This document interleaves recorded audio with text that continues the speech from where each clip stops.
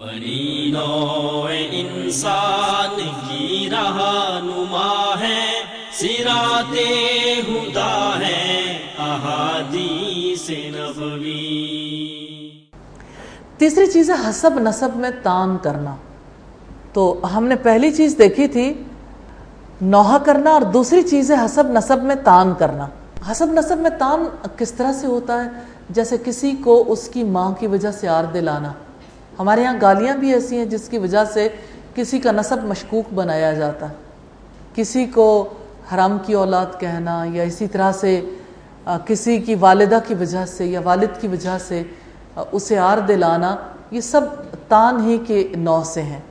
تیسری چیز ہے بیماری کو متعدی قرار دیتے ہوئے کہنا فلاں اونٹ کی وجہ سے خارش ہوئی۔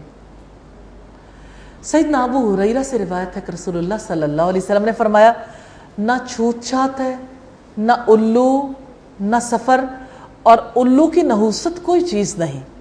ایک دیہاتی نے کہا یا رسول اللہ پھر اس اونٹ کے متعلق کیا کہا جائے گا جو ریگستان میں ہرن کی طرح صاف چمکدار ہوتا ہے، لیکن خارش والا اونٹ اسے مل جاتا ہے اور اسے بھی خارش لگا دیتا ہے؟ آپ نے فرمایا لیکن پہلے اونٹ کو خارش کس نے لگائی تھی؟ یعنی وہ جو بیچارہ ریگستان میں آیا خارش والا اونٹ، وہ کہاں سے بیمار ہوا تھا؟ اور حدیث کے ابتدائی الفاظ دیکھیے، رسول اللہ صلی اللہ علیہ وسلم کا فرمان کیا ہے؟ چھوت چھات نہیں ہوتی۔ اب آپ دیکھیے آج کے دور میں، آج کے سائنسی دور میں رہنے والے سے کیسے قبول کریں گے کہ چھوت چھات نہیں ہوتی؟ اس کا یہ مطلب نہیں ہے کہ بیماری لگنے کا سبب یعنی کوئی چھوت چھات والا نہیں ہو سکتا۔ مراد یہ کہ اگر ایک خارشی اونٹ والی مثال رسول اللہ نے دی، اگر کسی کو نزلہ لگاؤ تو باقیوں کو نزلہ نہیں ہو سکتا ہے، لیکن جس کے لیے اللہ تعالیٰ چاہے۔ اس کا مطلب یہ کہ اللہ کے اذن کے بغیر نہیں ہو سکتا۔ ایسا کیوں ہوتا ہے کہ گھر میں 2 افراد کو شدید نزلہ ہے اور 4 افراد بالکل ٹھیک ہیں، انہیں کچھ بھی نہیں ہوا؟ عجیب بات آپ دیکھیے، جیسے ڈینگی بخار ہوا تو ایسا بھی ہوا کہ گھر کا ایک فرد ڈینگی سے مر گیا، وفات پا گئے، اور وہ مچھر تو وہی تھا، باقی لوگوں کو کچھ بھی نہیں ہوا۔ تو جس کے لیے اللہ تعالیٰ کا حکم ہوتا ہے نقصان تو اسی کو ہوتا ہے۔ اس لیے سبب کی طرف نہیں، سبب پیدا کرنے والے کی طرف دیکھنا چاہیے، مسبب الاسباب کی طرف۔ سبب تو یہ ہے، اس سے کوئی انکار نہیں کہ کوئی سبب پیدا ہو گیا۔ مثلا ایسا ہو سکتا ہے کسی نے کوئی کھٹی چیز کھائی، گلا خراب ہو گیا، لیکن پرابلم یہ ہے کہ ایک فرد کا گلا خراب ہو گیا، 4 کا خراب نہیں ہوا۔ ایک کے لیے کھٹا افیکٹو ہو گیا بیماری کے لیے، 4 کے لیے کیوں نہ ہوا؟ جس کے لیے اللہ تعالیٰ کا حکم آتا ہے بیماری اسی کو آتی ہے، چھوت چھات کچھ نہیں کا یہ مفہوم ہے۔ حضرت ابو ہریرہ نے بیان کیا کہ رسول اللہ صلی اللہ علیہ وسلم نے فرمایا کوئی شخص اپنے بیمار اونٹوں کو کسی کے صحت مند اونٹوں میں نہ لے جائے۔ اہم بات ہے، حضرت ابو ہریرہ نے پہلی حدیث کا انکار کیا۔ ہم نے حضرت ابو ہریرہ سے عرض کیا کہ آپ ہی نے ہم سے یہ حدیث بیان نہیں کی کہ چھوت چھات نہیں ہوتا۔ پھر وہ غصے میں حبشی زبان بولنے لگے۔ ابو سلیمہ بن عبد الرحمن نے بیان کیا کہ اس حدیث کے سوا میں نے حضرت ابو ہریرہ کو کوئی اور حدیث بھولتے نہیں دیکھا۔ یہ بخاری کی روایت ہے 577 نمبر پر۔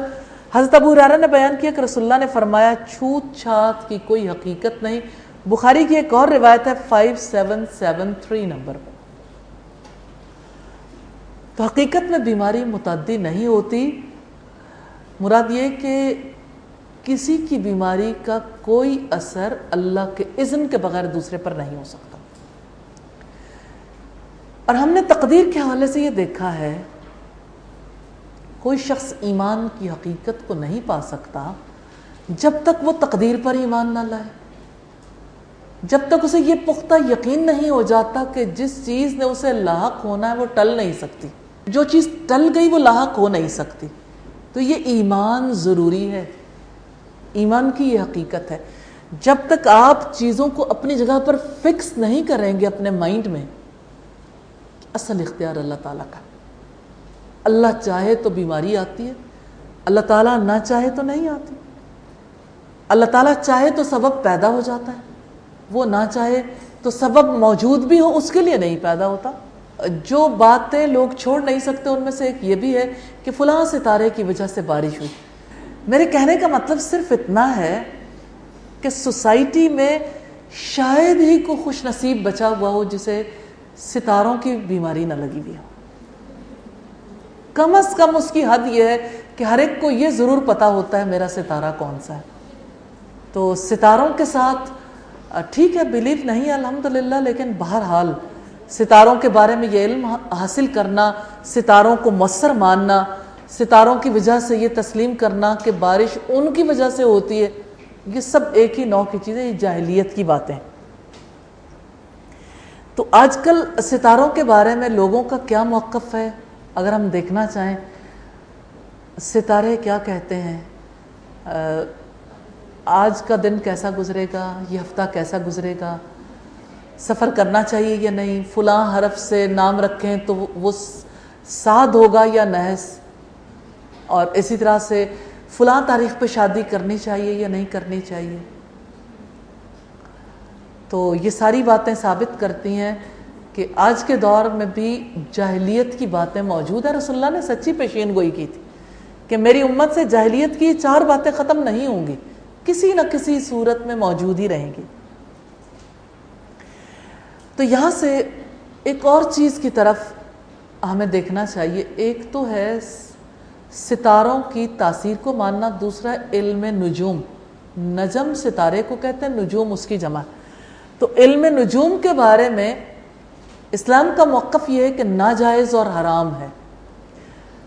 نجوم کی حقیقت کے بارے میں رب العزت کا ارشاد ہے وَهُوَ الَّذِي جَعَلَ لَكُمُ النُّجُومَ لِتَهْتَدُوا بِهَا فِي ظُلُمَاتِ الْبَرِّ وَالْبَحْرِ، وہی ذات ہے جس نے تمہارے لیے تاروں کو بنایا تاکہ تم اس کے ذریعے خشکی اور سمندر کی تاریکیوں میں راستہ معلوم کرو۔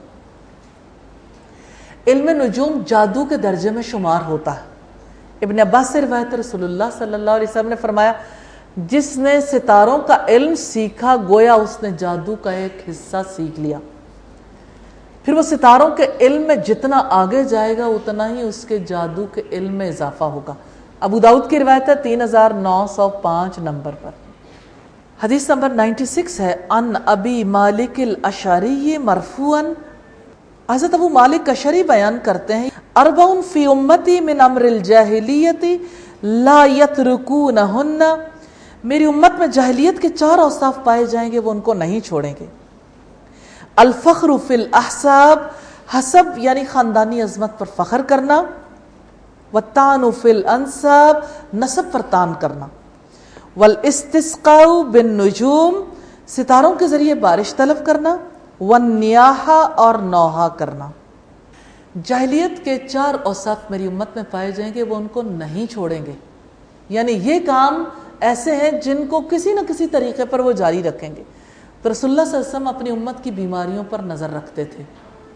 4 باتیں ایسی جن میں سے 3 ہم نے پہلے دیکھی ہیں، اور اسی طرح سے یہاں پر جو نئی بات ہے وہ حسب پر فخر کرنا ہے۔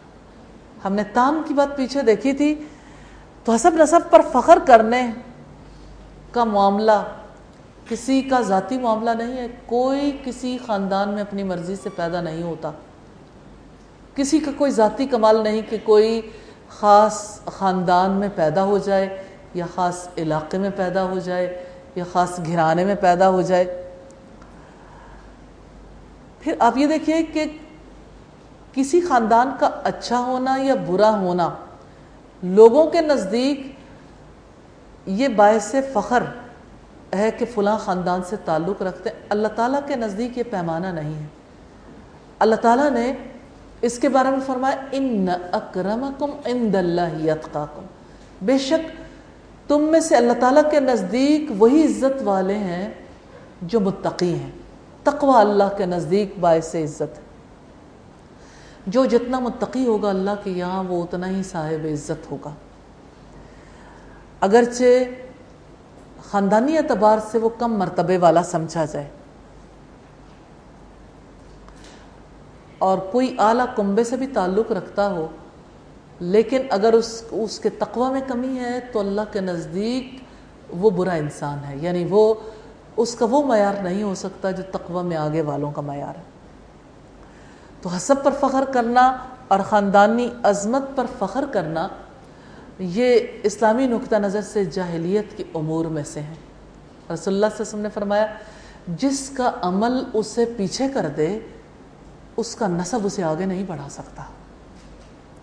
اصل بات عمل کی، کوئی کیسے عمل کرتا، اس لیے اپنے عمل کی فکر کرنی چاہیے اور اللہ تعالیٰ سے اپنے نیک اعمال کو انجام دینے کے لیے دعا کرنی چاہیے۔ سبحانک اللہم و بحمدک نشہد ان لا الہ الا انت نستغفرک و نتوب الیک۔ السلام علیکم ورحمۃ اللہ وبرکاتہ۔ ہمیں زندگی کا کرینہ سکھائے، رہن سہن اور کھانا پینا سکھائے، مساوات و اخلاق جملہ مسائل، ہمیں الغرض مرنا جینا سکھائیں، بنی نوع انسان کی رہنما ہے، صراط ہدیٰ ہے احادیث نبوی۔